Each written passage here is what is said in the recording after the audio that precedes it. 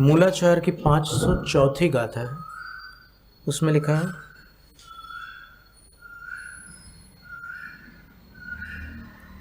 राग दोष कसाए,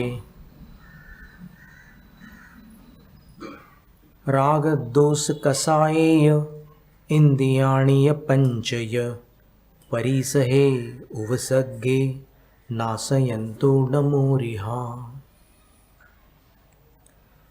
राग, द्वेष, रूप कषाय भाव, 5 इंद्रियां, 22 परिसह और 4 प्रकार के उपसर्ग, देवकृत उपसर्ग, मनुष्यकृत उपसर्ग, तिर्यकृत उपसर्ग और प्रकृतिकृत उपसर्ग।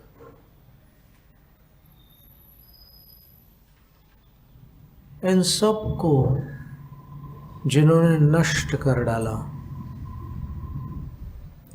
ऐसे अरिहंत को मैं नमस्कार करता हूँ। वट्टकेर आचार्य महाराज कह रहे हैं कि अरिहंत को मैं नमस्कार करता हूँ।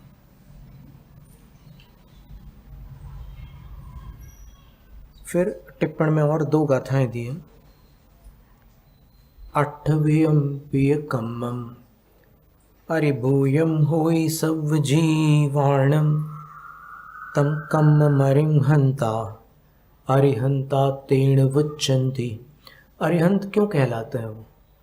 तो बोले कि 8 प्रकार के जो कर्म हैं वो सब जीवों के अरिभूत है, अर्थात शत्रु स्वरूप है।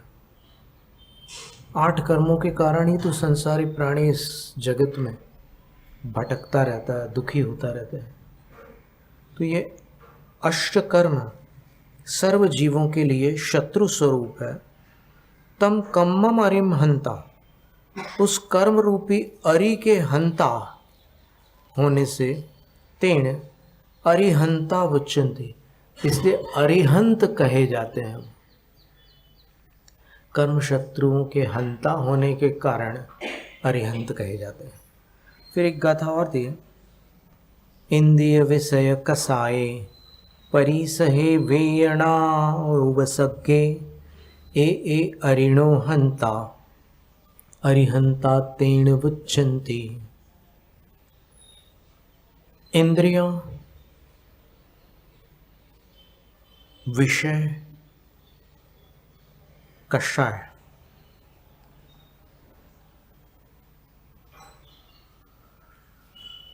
परिचय यानी 22 प्रकार के कष्ट।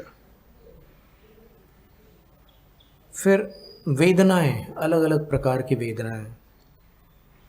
फिर उपसर्ग, ए अरिणो, ये सब अरि हैं अर्थात शत्रु हैं।